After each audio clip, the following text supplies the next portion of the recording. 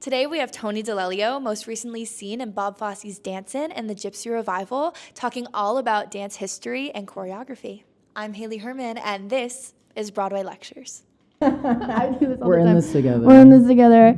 I'm so happy to be here. I love talking Broadway. Yes. I love talking about dance. Okay. And I hope me being here today, anything I have to share helps open someone's mind who loves theater or is interested in choreography, dance. How does it all come together? So I'm excited to dive in. I'm so excited to hear everything about it. Your topic is amazing.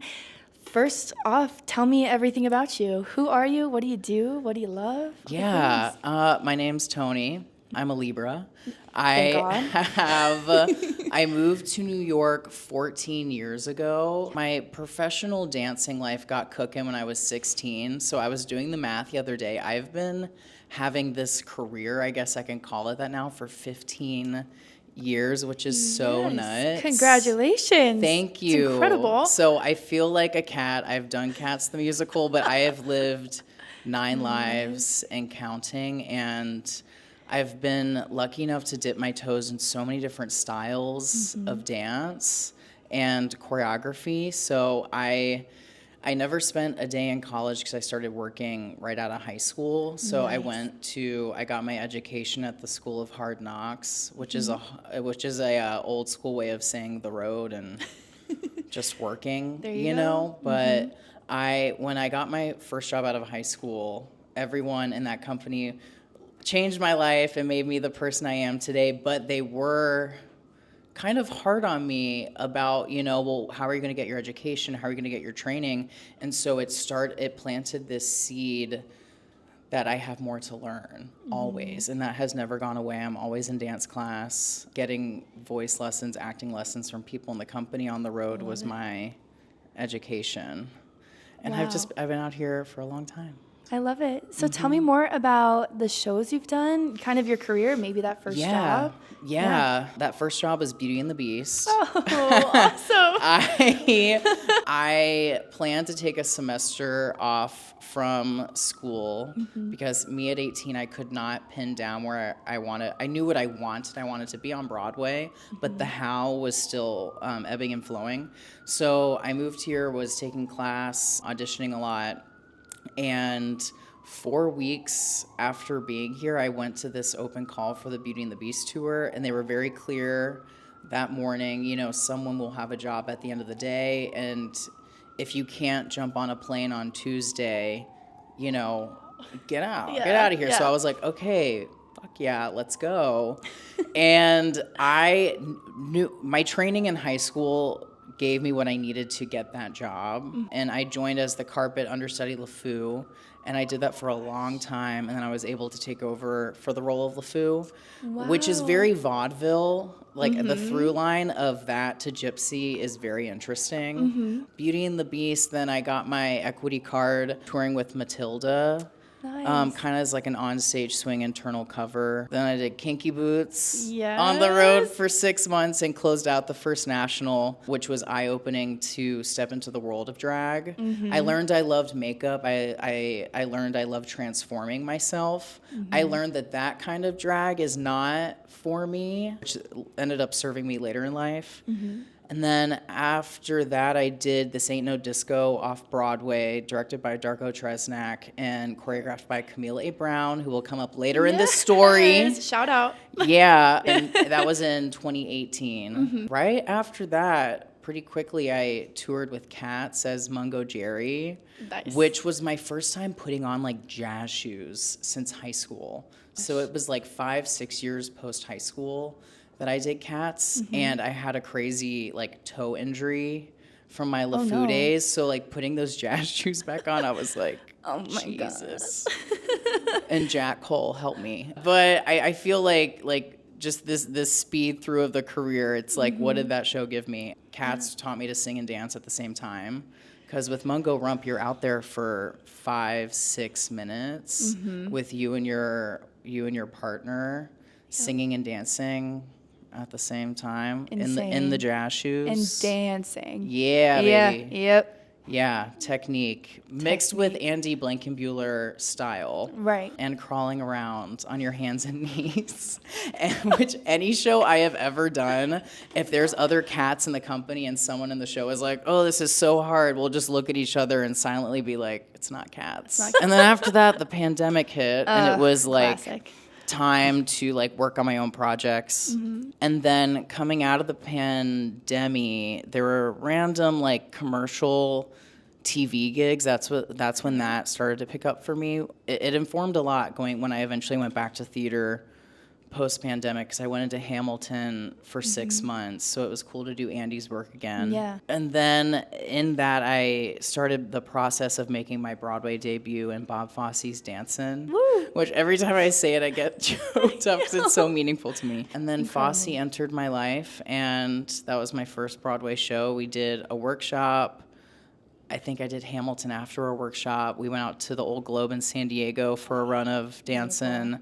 And then we got to come here to New York and bring it to Broadway. And then I had a year of immersive theater and nightlife, working with drag queens for a whole calendar year. Did a place called The Stranger, which is owned by the people who produced The Box downtown. So I did immersive theater for a year. I got one dance call back from like a friend, like a choreographer that I knew after doing Dancin', and I started to question, does musical theater know what to do with me? Because I made my Broadway debut as a principal, like billed as myself, doing a show that was like catered to my skill set, which was such a gift. But that year after my first show on Broadway, it was confusing. Like I couldn't see what was in front of me. I couldn't see where I had just been. And then my partner came home, Pedro Garza, who's in Cabaret, was talking about these guys going in for Tulsa and Gypsy. And I'm like, what the heck? The minute they announced this show, I reached out to my agent saying I have to be a part of this because I love Camille and I would love to work with her again. My agent responds, I'm sorry, Jim. He was like, they're looking for a strong tapper. How strong is your tap? And it's like, okay, I guess I had never like tapped in a show outside of little features and stuff. So I had to convince him that that's how I pay for my groceries, is teaching tap private lessons. And then I finally got in the room to audition for Gypsy after like kicking the door down. And after 7 rounds later, I got to work with Camille again. So that is the long-winded, short, compressed version of my dancing life in Broadway shows. That is unbelievably impressive. Oh, Your resume is stunning. And such a wonderful variety of so many dance genres like you were talking about. And that's such a great segue to kind of get into your topic about Let's get into dance it. history and Fosse and just everything. And feel free to connect back to your experience or just talk all about it. Well, I think my lecture, my topic is about how does choreography serve a musical? I think it's so broad. Like I talked about commercial dance, there's performance art, there's like the basements in Brooklyn. But for this conversation, I wanted to look specifically at how does choreography serve a musical? And I think having the experience and history I do, not one show was the same. You know, I've gotten to do 2 shows for Camille, 2 shows for Andy. All of them are so different, and they all serve different purposes. So in my time, I love researching just the history of this, and I think also working with the Verdun Fosse legacy. I always tell my students there, and it's impressed upon us by the people who teach the material, of the lineage of how does dance get passed on. And it's an ephemeral art form. You can't record it in sheet music. You can't put the text down on paper the same way that singers and actors will interpret that material. How does a dancer interpret choreography? How does that choreography even live on, Yeah. And so it's the preservation of the thing that really piqued my interest in this topic. What's the legacy of the movement, and where does movement come from? So I took notes. Give us the notes. Let us know. For this lecture. So I believe, and this is all, I will probably watch this back in a couple of years and be like, babe, there was so much you didn't know. But as of what I know right now, Based on my research, in Jerome Robbins, with his work he did in West Side Story, a lot of people say that is what shifted how choreography can drive a narrative. You know, it's one of the first times on a big commercial stage that the characters in West Side Story were pushing their narrative along with movement. But in my research, it goes back earlier than that. So West Side Story opened on Broadway in 1957, but rewinding the clock, Jerome Robbins joined New York City Ballet in the early 40s. He officially took over as a choreographer in 1949, but he was already working with the company about 5 years before that. In 1944, he choreographed Fancy Free, which is the ballet with three sailors, and that was one of the first times people were taking notice that his choreography was super story-driven and that we were learning about the characters through their movement, which then Fancy Free in 1944 then became On the Town in 1945, which was Jerome Robbins' first show on Broadway. And leading up into his first years with New York City Ballet, that's like where he always wanted to go, George Balanchine, who it was his company, would watch his work and always say, I want it bigger, it needs to be more extravagant, larger pictures. And Jerome, in trying to find his artistic voice, you know, he emulated Balanchine for his creative power, his artistry, but he recognized he had to do something different, that he couldn't create these big, decorative, extravagant ballets that Balanchine was creating. So then for Jerome Robbins, and trying to find his own artistic voice, he then got into like, how does the human move? Like, he would put his dancers in sneakers and streetwear, and a lot of the footage is up on YouTube. And a reference I pulled on New York City Ballet's website, they have a really great profile on him. But he started to push the form and brought ballet to Broadway. Beautiful. Yeah, so I feel like that was a turning point for him. And then it's hard to mention Jerome Robbins without mentioning Jack Cole and the legendary Gwen Verdon. Yeah. So Gwen Verdon met Jack Cole and they started working.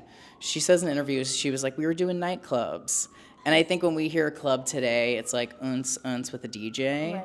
But nightclubs at that time were, you know, cafe tables, cabaret stuff, a big swinging band with live music, and these acts would come out to perform. Jack Cole, if Jerome Robbins was bringing ballet to Broadway, Jack Cole was really, for the first time, bringing jazz to Western American culture, where a lot of his influences were East Indian movement. And Gwen in interviews will say that they would study Afro-Cuban jazz movement and then set it to music done by American jazz composers, but they'd be in sneakers. Yeah.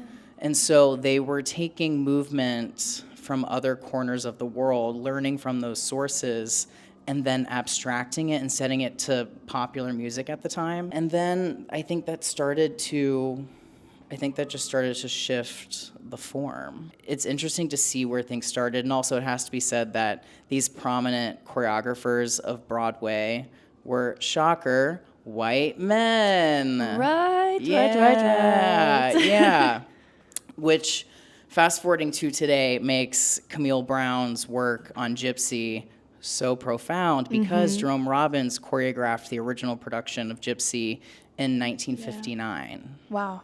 And every production of Gypsy, every revival has been his movement. And this is the first time that new movement was introduced. And it's such gorgeous movement. Pretty cool, right? Yep. Building Garden of Eden was interesting because the melody of Let Me Entertain You exists, and drum lines of the hot hat underneath exist. But it was interesting watching Camille build the movement with Andy Einhorn, our music director, to build an arrangement with what we had.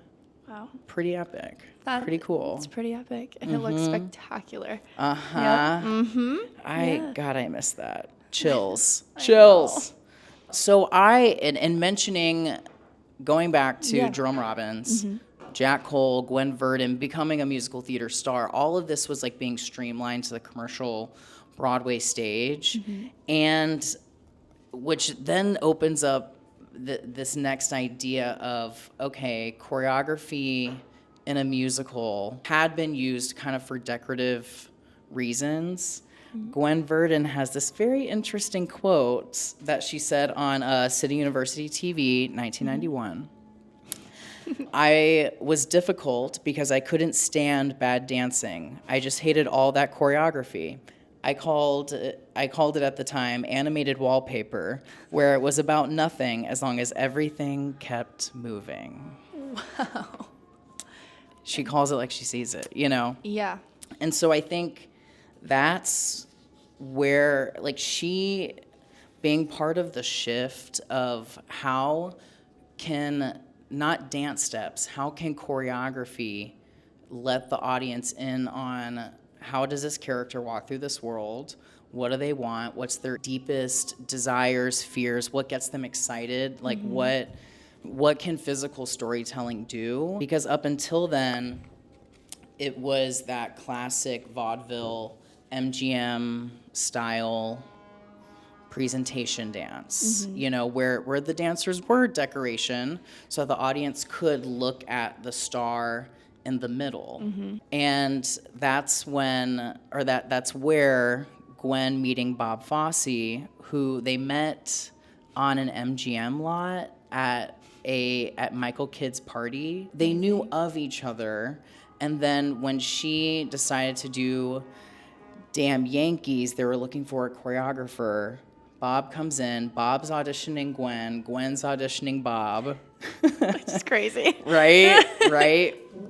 And I reference Whatever Lola Wants in my mind as kind of a perfect culmination of a character telling their story through dance. For a woman to be alone on stage where it's funny, it's sexy, it's enticing, she's in full control of the narrative, as one of those major turning points for what audiences were watching on stage, and choreography served that. I think it's important to look like, how did all of this begin? How did we get here? You know, because I can't tell you the number of times I will see a show with a friend, or I ask someone how the show was, and it's this pass or fail response, right? Like, oh, I hated it. It was bad. Right. It was good. It was so fierce. Like, it's these like one-off things. And with musical theater, there are so many elements that make the thing work that it's really easy for us to just see like, oh, this is a show. Yeah, I like it or I don't like it. But my hope is that when people watch musical theater, they can recognize all the different elements and how are they working together, what's not working for each other. Maybe that's a good thing, I don't know. But I think in my lane of things, when it comes to choreography is used in so many different ways, you know? And I wrote down different ways choreography can be used. Tell us everything. Okay. All right. So we have like our classic vaudeville presentation dance, diegetic movement, which is when the characters are actually dancing. Like in Gypsy, when we were performing our vaudeville acts, our characters were doing that. Abstract art, I'd say like ballet can be abstract. A character is leaping into the air. Do they actually do that in real life? No. But we buy it. Sadly. I don't know, maybe they do. We live in New York City. A dream sequence, an inner monologue. Andy Blankenbuehler is great at this, like the human gestures. Camille's work in Once on This Island, when T. Moon is resurrecting Daniel. Gesture work, so beautiful. Social dancing. Highly recommend watching The History of African American Social Dance, Camille A. Brown TED Talk. Ensemble building, something I call rock star, pop star. Okay. What is that? Like and Juliet. Yeah. You know, it does kind of, it's like a contemporary version of those MGM musicals where all the dancers are around Marilyn Monroe.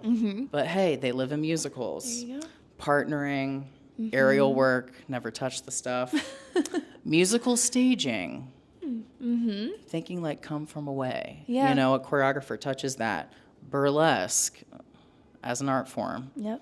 A fight sequence. Yeah. And lastly, this is all I have up for now, elements of extraordinary risk. For example, climbing gates as blocks are being fed through them. Thank you, That Matilda. was Matilda. Yeah. Yeah. So there are so many different ways that choreography can serve a show. I don't think choreography is a series of dance steps strung together or a bunch of steps. You know, I think choreography has more meat on the bone than decoration. Absolutely. That's all beautiful stuff. Thank you, Haley. You're welcome. I'm just in awe. I'm just like listening and I'm so engaged. I'm like, Yeah. Wow. The thing is, when I was Yes. thinking of a topic to talk about, I'm like, Yeah. what? When I sit around with my friends, Yeah. when I feel like I'm getting on my high horse, what is it? Yeah. And it's this, you know, Yeah. and this is as I understand it right now. Mm-hmm. You know, I'm how a dancing life reveals itself is you're constantly changing and learning new stuff. But and in all those ways choreography can be used, things can be multiple things. You know, things can wear different hats. There can be choreography that is abstract, that has partnering, that is social dancing. You know, I've seen choreographers choreograph people jumping into a pool. You know, Twyla Tharp in her book The Creative Habit famously talks about choreographing a sequence in the hair film for horses. You know, my so God, yeah. it's just how, like, what is movement doing? do you have a preferred genre of dance? Yeah, my preferred genre of dance is jazz, Love it. because jazz is free flowing. It was named jazz because they were dancing to the music. I tell all of my students that when we are jazz dancers, we have to give ourselves the same amount of room for play, the way that jazz musicians are playing with the notes on the page. What really blew my mind in regards to jazz was this documentary called Uprooted. Please watch it. Please, I beg of you. If you're going to Steps on Broadway, maybe cancel the class and watch this documentary. And when you choreograph, is it just jazz or do you have other influences that you use? Yeah, I think when I'm choreographing, jazz is like my umbrella influence because there's so much to play with in there. That and honestly, human gestures. You can learn a lot by sitting on a bench in Central Park or sitting in a coffee shop looking out the window, watching how people carry their bodies if they're not like hunched over in the phone. I'm one of them. I love to send an email on the Sorry. go. I'm sorry. But it's fascinating to watch people fight. I know that I'm not trying to get in on the drama. I'm not trying to like rage bait myself. I don't need to hear what it's about. Yeah. But watching two people, it happens in New York City every 3 blocks. Okay? If you can safely watch from a distance for pure research purposes, watching two people fight, they're standing up for what they care about. Like what happens to their body when they're speaking with their full chest and their emotions are running through them. There's no mask, there's no filter on it. Stuff like that. Yeah. Stuff like that. If there was a show on Broadway or a show that doesn't even exist, Yeah. what would you want to choreograph or what story would you want to choreograph or be in?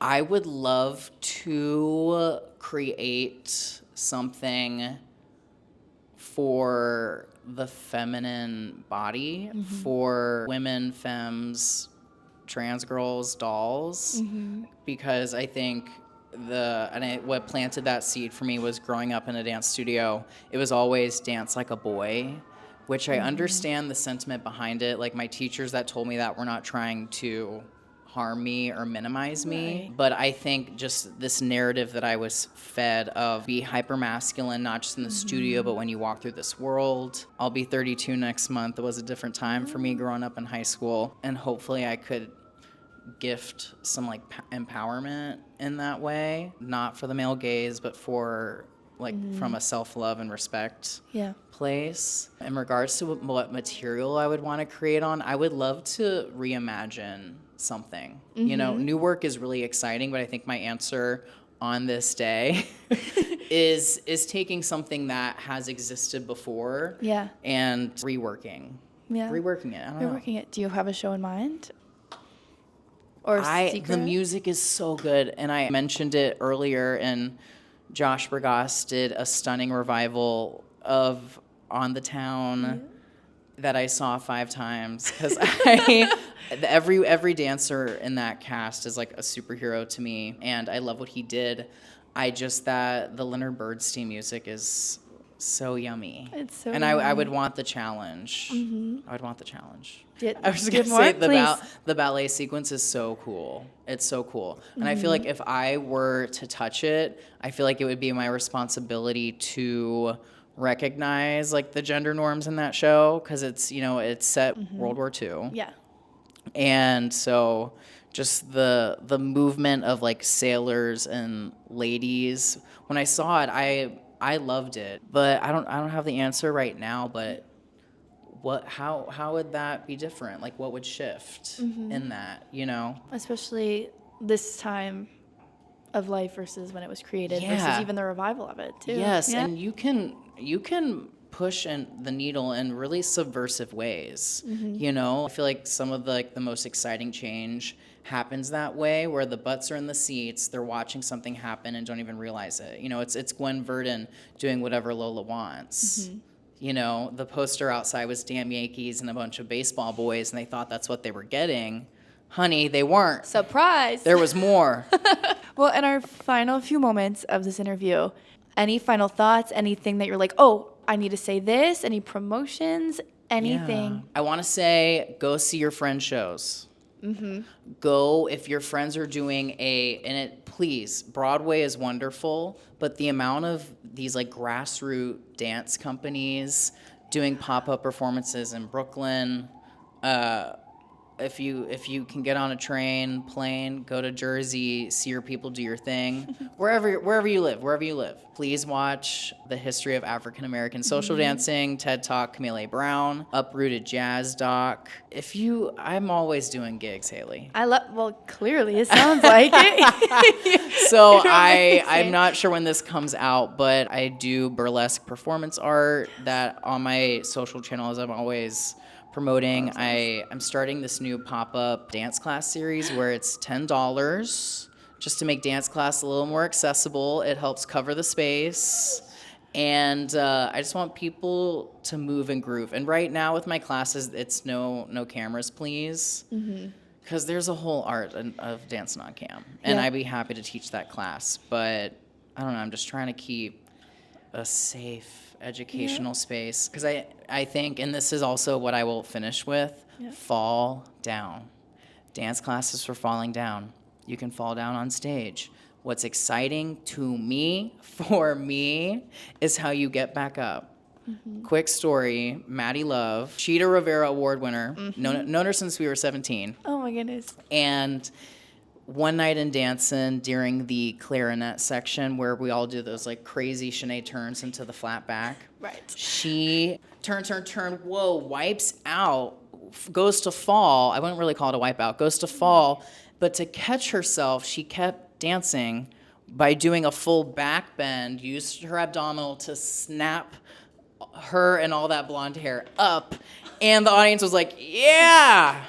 You know, it was thrilling. It was thrilling because we're not in the business of being perfect. I think ballet technique and all the rehearsal kind of programs you to know what perfect looks like. But it's about reaching for it. We can't be perfect. It's about reaching for what you know you want to share with an audience.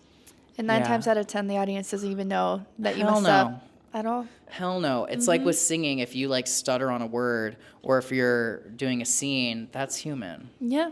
That's human. Just keep going. Human experience is what art is all about. Uh-huh. The robots can kick rocks. AI will not be taking this away from us. Thank you so much. Thank you so much. You can do my admin work, but you're not getting on stage. Precisely. Yeah. Tony, thank you so much. Haley, You thank were you. just This was really wonderful. lovely. I'm in awe of all that you had to say and do. Thank you. Oh, well, thank you. Put your kids in dance class. Yes. Do it now. Thank you. Yay. Thank you. Yay. That was so awesome.